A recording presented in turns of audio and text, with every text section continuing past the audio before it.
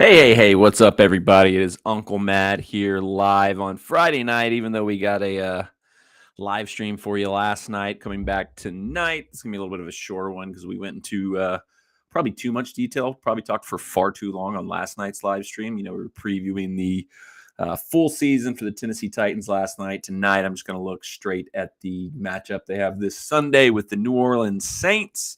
So that's what we're going to be focused on here today, is talking about that game. I'm also going to go through all of the week 1 NFL games and give game by game my prediction, spread, bet. I don't know what you want to call it. I'm just going to go through. I'm exhausted. It's been a long, busy day, but never let the people down. Deliver your live streams. Show up on time. Yeah, I'm never on time. Hopefully microphone works. Hopefully the video works. We don't ever know. It's always a crapshoot here on the channel. So Titans travel down the road to New Orleans to take on the Saints to kick off the 2023 NFL season. Interesting matchup. I think both teams are weirdly have a lot of similarities. We both got those quarterbacks in Derek Carr and Ryan Tannehill that have, been good at times, but also have been kind of crappy at times. Both have a veteran wide receiver that we're hoping can do something good for us with DeAndre Hopkins and with Michael Thomas. And both have young second-year wide receivers that probably are going to be the ones that we really need to step up. Them with Chris Olave, who certainly had a better rookie season than our guy Treylon Burks, but he's, looking good in training camp. Had a little bit of an injury scare there, but is already back and full active, full ready to go for the game on Sunday. But that leads us to where the differences kind of stop, because one of the big key things the Titans have that the Saints do not is a stud running back. Alvin Kamara for the Saints, suspended for the first stretch of the NFL season. Derrick Henry, not suspended. So that's where I kind of look and kind of say that could be where the advantage comes for the Titans, because the Saints' rushing defense is also not known to be particularly effective. So, if we can get the ball going, I think a lot of people want to see more of a passing attack from the Titans this season with new offensive coordinator Tim Kelly, but this is a game where the traditional Titans run the ball down your throat strategy is probably the best option. Obviously, got to get off to a good start with that. Can't fall behind early and take the running game out of it. But it should be good. I think their defense is good. I think the big question mark is going to be us versus their passing game. Derek Carr came in with the Raiders last year to Nissan Stadium, and Mac Hollins, whoever that is, went for 200 yards receiving. Derek Carr threw for a bajillion yards passing. We barely won that game by the skin of our teeth. Could see this one be similar again with Olave and Michael Thomas and Derek Carr again, but I like our secondary better. Christian Fulton looks like he's poised to have a good season, due for a contract season. Those always tend to be years where players play better than they usually do. Bunting coming in, Molden looks like he might be a little bit healthier this year. And then obviously Roger McCreary coming back for year 2. Can he build off of a decently solid rookie campaign? I don't know. I like our chances in this game. We are, I believe, a 2.5-point underdog in this game. So I'm going to say we're not going to score more than 28 points, because we don't do that. We never score that many points. I'm going to go Titans 27, Saints 24. Yeah, that's my prediction there. That's what I've got for that game. So, yeah, like I said, it's simple prediction, basic stuff. I'm not trying to get it overly complicated, my predictions there, because I'm not that smart. I'm just a dumb fan who listens to a lot of podcasts and they make me think I'm smarter than I actually am. So let's go through. I'm pulling up DraftKings Sportsbook app. I'm going to look at the lines, go through every game in NFL Week 1, give some picks for those. Just, I'm not necessarily going to bet all these. I don't know what I'm going to bet yet for this weekend, but I'm just going to go game by game and just give all my predictions, what I would bet if I was going to bet every single game. Maybe I will bet every single game. That might be an interesting way to start the season, just bet every single game. All right, we've got Buccaneers at the Minnesota Vikings. I said on the live stream last night, I have a weird amount of faith in Baker Mayfield. I still expect him to turn the corner and be good. And the roster there is still, mostly intact for what they were doing with Tom Brady. So, if he can kind of hit the reset button, getting back to what he was at his peak at the Browns. I still think they could be good, but I like the Vikings a lot this year. I think they're going to be one of the better teams in the NFC. 5.5 is a lot of points, though. But yeah, no, I'd probably go Minnesota. 5.5, that feels safe. I could see that being like a 28-17 win for them. So yeah, I'd take the points with the Vikings there. 49ers and Steelers. Steelers are a home dog, plus 2.5.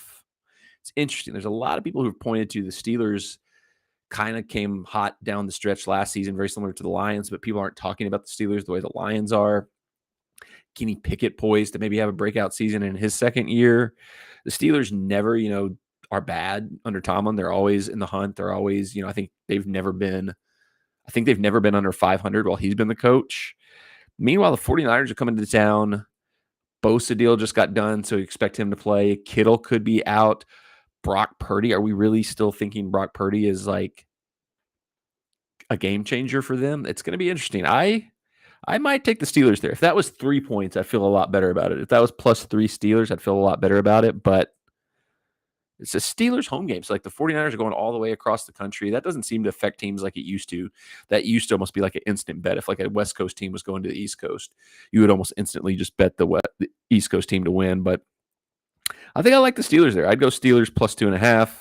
Texans and Ravens. Ravens 9.5-point favorites. You could see like the new coach bounce. DeMeco Ryans having the team fired up and coming out and having a good start, but I just don't think they have the talent, the roster built to be able to do anything like that. So 9.5 is a lot of points. But yeah, I'd take the Ravens here. I think they're probably going to smoke them. I don't think it'll be close at all. I'd go Ravens 9.5. Titans, we already talked about that. Saints currently 3-point favorite. I would take the Titans plus 3. Jaguars and Colts. Jags are 4.5-point favorites. Now, this is a weird line to me because like there's people who think like the Jaguars have an outside shot at being like the number 1 overall seed this season in the NFL. Like Pete Prisco was on a podcast this week and said in his mindset, his approach, his look at the Jaguars, anything less than 13 wins is unacceptable. So you got the Jaguars at the Colts, and they're only 4.5-point favorites over an Indianapolis team that might be really, really bad this year. No Jonathan Taylor. Anthony Richardson, he's got talent. He's got flashes of things, but he's definitely going to be a project. He's not going to hit the ground. You wouldn't expect him to hit the ground running. That's a weird line to me, though. Like I would expect the Jaguars to be closer to like 6.5-point favorites in that game based on everything we've seen. That's a weird one. Like I feel like Jacksonville 4.5 is like an easy bet because I think they win that game by like 7 to 10 points, but that's weird. That's the first like scratch my head like something's fishy here line. But I would go Jaguars 4.5. Like that feels like easy. Like I said, it's fishy because it's too easy to me. They should be like 6.5, 7-point favorites easily. I don't know. Bengals at Browns. Bengals are 2-point favorites here. I think there's like a crazy stat out there that like the Browns in the Joe Burrow era are like 5-1 against the Bengals. Like Joe Burrow's only beat the Browns once. And he's coming off a layoff where he's injured throughout the preseason, didn't get much work in preseason. They start to kind of wear down from the last couple of years of having long runs. But I don't believe in the Browns at all. I think, Deshaun Watson stinks now. Like everybody's like, oh, this is going to be the bounce back year for Deshaun Watson. He hasn't been good in like 4 years. I don't know. I think I talked about this on the live stream. I don't understand why people like with him, with Russell Wilson, why they think these people can just magically turn back the hands of time and be good again. I think he's going to stink. I think he's going to stink for now. I think he's going to stink forever. So one of the tougher ones to pick, though, because that 5-1 thing is stuck in my head that the Browns are 5-1 against the Bengals and the Joe Burrow. That just sticks in my head. And Joe Burrow having been hurt throughout the preseason, it also gives me a little pause here. But I would take the Bengals -2. I think they probably should win that game pretty comfortably. Cardinals at the Washington Commanders -7. Cardinals are going to be a weird team to bet this year because like they certainly look like they're trying to tank for Caleb Williams, but the players that are there certainly are going to want to try hard. Their coach just got hired, unless he's just like a fall guy that they just brought in to have for 1 year and are fully planning to fire him the way the Texans have with their last 2 coaches. But I mean, are the Commanders really 7 points better than anybody? We don't know anything about how Sam Howell's going to look as their quarterback. Don't know how their defense is going to look. Chase Young's still hurt. A lot of other guys in and out of there. I don't know, man. Washington being a 7-point favorite is a lot of points. It sounds crazy. I might go Arizona +7. I would probably go Arizona +7. That's crazy. That's insane. Nobody should be in that situation. That's going to be like one of the worst games. I hope nobody has to watch that game. Panthers and Falcons. Falcons 3.5-point favorites. Like, there's a lot of people that are high on the Falcons. I probably talked about this in the live stream last night, but I don't really see it. I mean, I'm so confused about Desmond Ridder. Like, couldn't beat out Marcus Mariota for the starting job for most of last season, and suddenly he's going to take them to be a potential division winner. But I also think the Carolina Panthers also stink really bad, and I think are going to be very bad throughout the season. Another crazy kind of stat, don't know how much you can trust stats like this, but Frank Reich is something like 1-4-1 in his last 6 opening day games. That was all in Indianapolis. This is now him coming over to Carolina. I always thought he was overrated in Indianapolis, so I don't expect him to be any. I don't know where that sentence was going. I think he's still overrated. I think he still stinks. I think he's still a bad coach. I think the Falcons win this game pretty easily. I don't know, maybe not pretty easily. 3.5 points. Yeah, I'll go Falcons minus 3.5 in that one. Eagles, Patriots, rematch of a Super Bowl from a few years back. Eagles are 4-point favorites here. I think that's a safe, spot to be in. I would totally expect them to win that game pretty comfortably. The one question I would have with the Eagles is, do they have that kind of Super Bowl hangover we see teams have? Like, the team that loses the Super Bowl usually, sometimes outright misses the playoffs the next year, but they almost always get off to kind of a slow start. There's always a little bit of a hangover from that for the most part. But the Eagles are loaded. They probably have the best roster in football. So unless there's just some kind of weird circumstance, there's just a weird mental hangover or something like that, that's the only way I could see them not being really good again this year and not comfortably beating the Patriots. Although the one thing the Patriots have going for them in this game is Tom Brady's going to be back in the building. It's going to be like Tom Brady tribute day at Gillette Stadium. Does his return to Gillette, does that have some kind of weird mojo into the air that like lights a fire under the Patriots and gives them some extra like good juju? I don't think so. I mean, it could happen. I don't know. Anything can happen in the NFL. That's what makes it so much fun. But I think the Eagles probably do win that game comfortably. So I would take Eagles -4. Dolphins at the Chargers, a rematch of a playoff game last year. There's a little bit of a back and forth between not really back and forth, but Mike McDaniels, coach of the Dolphins, took some kind of weird veiled shots at the Chargers coach Brandon Staley, which it's a hard spot to do that when you lost to him in the playoffs last year pretty comfortably too. But I mean, they didn't have Tua. Tua was out injured at that point in time. He was out injured for the majority of last season with the scary concussion issues he was dealing with throughout last season. But it's Dolphins going out to the West Coast. They're, Chargers are a 3-point favorite. I personally am not a big believer in their coach. I think the Chargers coach is an idiot. I don't blame Mike McDaniels for taking shots at him. I think that was just, a lot of circumstances came together that helped the Chargers in that one. I know people love Justin Herbert, but I've just never been a big fan of him. Like, he's obviously got a big arm. He obviously puts up good numbers, but I get those weird, like, he's like a little too laid back, a little too, got that kind of Mariota vibe to him where he doesn't seem like he maybe has that, like, competitive like rage, that killer instinct that like the top quarterbacks have. I don't know. I don't like a lot about the Chargers, but it's weird spot for the Dolphins because I'm just weird. Like, what are they going to do with Tua this season? Are they going to like change the way they run their offense to protect him more? Can they protect him more? I think their offensive line's pretty bad other than Tunsil. West Coast swing going from the East Coast to the West Coast.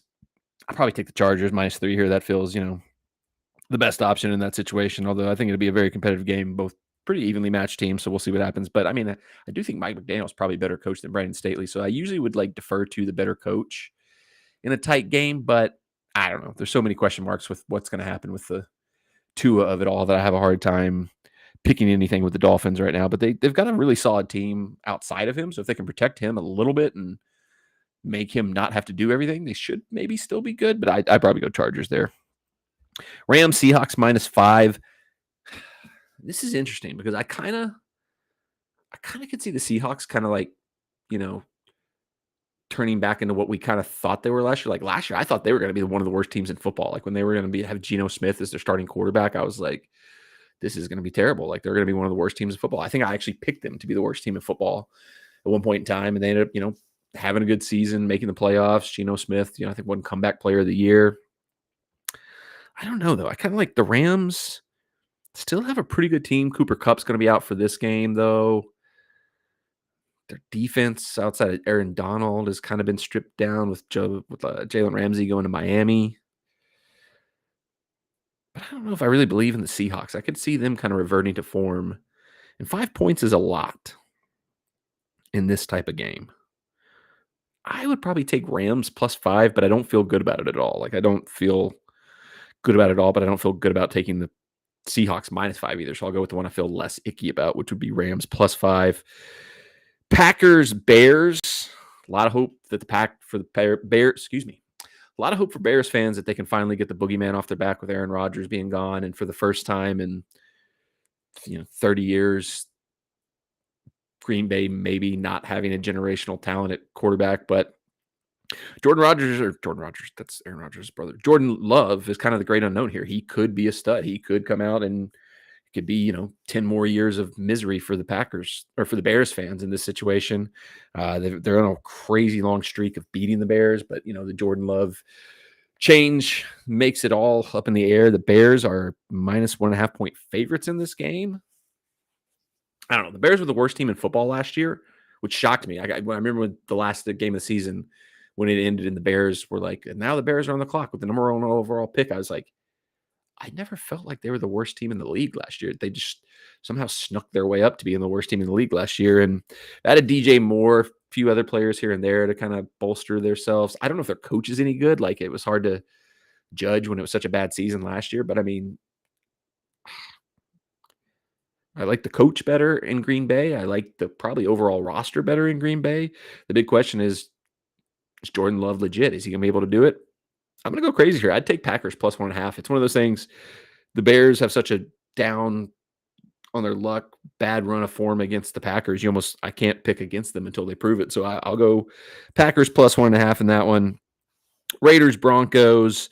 Raiders are 3.5 points. These teams, I don't know, man. These teams, I don't know. Because the Raiders seem like they're circling the drain. Broncos brought in Sean Payton, which has to be better. It has to be better than Nathaniel Hackett, but I still think Russell Wilson is still not going to be very good. I think Sean Payton will be able to get more out of him than Hackett did last year. But going back to his last year in Seattle, I already thought he was kind of turning the corner and on a downswing. So I don't expect him to be good.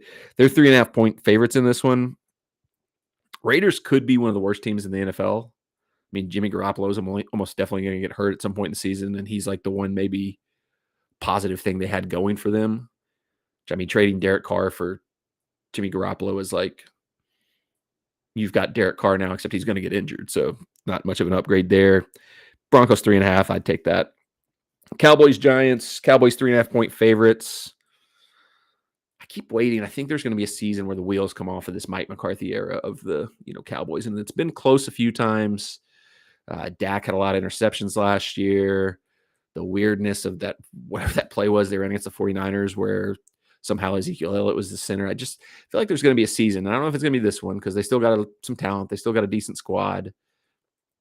But just feel like there's going to be one season where everything just completely falls apart for the Cowboys, and they're kind of going to have to hit the huge full-on reset button on that one. I'm sure my friend, the Bear of Texas, I'm sure he probably has a lot stronger of an opinion about what's going to happen with the Cowboys this season than I do. I like the Giants. I liked them last year. They ended up looking pretty good. I was shocked they came in here and beat the Titans week 1 last year, but they ended up turning out pretty good. Brian Daboll seems like he's going to be a very good coach for them. He's set up a system where he gets good things out of Daniel Jones. They've added Darren Waller to the mix as another weapon for, Daniel Jones. Still don't have very many wide receivers that are all that good, but, got Saquon Barkley back. He's going to be healthy as he's been in a couple years. Adding Darren Waller in there, the defense is pretty solid.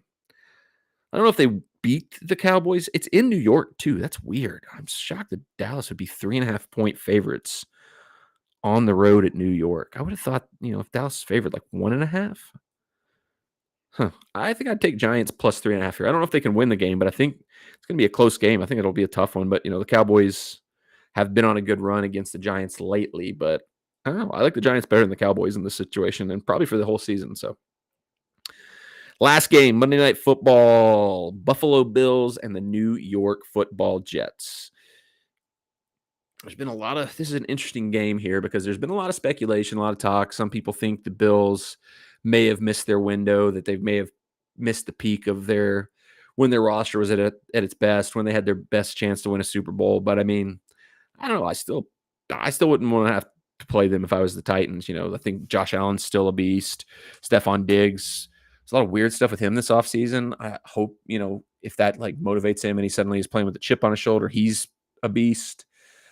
Everything else, they've kept pretty much the team together. A few pieces here and there have left, but the big thing here is obviously Aaron Rodgers has joined the Jets, and I think most people thought that was a team that was basically a playoff team if they even had a competent quarterback the last couple of years. So the question is Aaron Rodgers a competent quarterback? He was, once again, one of these older quarterbacks like Russell Wilson, like Sean Watson's not older, but same kind of mode where Aaron Rodgers was not very good last season now. So the question is, has he kind of fallen off a cliff, or was last season just a product of the Packers themselves weren't a very good team and his performance has suffered for that? Who's to say? Who's to know? I think he can go in there. They cut Nathaniel Hackett, who was an idiot in Denver, but apparently is very well liked within the Jets organization and within Aaron Rodgers' brain. Jets are plus 2.5. I'd still go Bills. Bills minus 2.5. Bills less than 3 feels like an easy bet, but then you just don't know because you don't know how big of an impact, how quick Aaron Rodgers can hit the ground running and get the Jets going. It's like first game of the season, feels like they'll still be kind of working out the kinks. He'll still be learning his way into the system. Should be an interesting game. I would go Bills minus 2.5 in that one, and that'd probably be the safest bet there. Jace Williams in the chat. Yo, I was born in New Orleans but live in Tennessee. Laugh out loud. It's going to be a fun game. Yeah, you seem like you can probably win either way in that one. You can you've got rights to claim either team in the matchup there. So yeah, it should be a good one. I was kind of disappointed. My mom and I were talking about this, and she said if it weren't for the fact that we had decided to do the London game this year and travel to London for the Titans game over there, this New Orleans would have been like the perfect away day for like a family trip down to New Orleans because she, my 70-something-year-old mother loves New Orleans. Go figure. Crazy stuff. But she doesn't love it for the reasons I think a lot of people loves it. I think she likes the food and just like the culture. I don't know. Yeah, but I was like, oh yeah, New Orleans would have been an awesome like away day. Like go down to New Orleans for the to go to this, what is it even called now? The Superdome. See a game down there. See the Titans play down there. Enjoy all that the fine city of New Orleans has to offer. But we're going to London instead. So I'll take London. It's a pretty fair trade. If your choices are New Orleans or London, I think London's a pretty good one because New Orleans, that's one you can do, anytime. London, how many chances you get to go to London? I've had one in my life so far. This will make 2. So that'll be coming up in October. So make sure you stay tuned to the channel for that because we will definitely have some videos from our London trip when we go over to London to see the Titans play the Ravens. Apologies for that. All right, that's it for this one. It's a little bit on the shorter side of our live streams, but just wanted to kind of quickly talk about the Titans-Saints game and also kind of go through the full Week 1 slate for the NFL and kind of share my thoughts on all of that. But that's going to do it for this one. I appreciate you tuning in or watching on the replay, whichever you did. Thanks so much. Subscribe to the channel with the bell turned on for notifications so you always get updated when we go live or when I post any vlogs or other videos. Thanks for watching. We'll see you in the next one.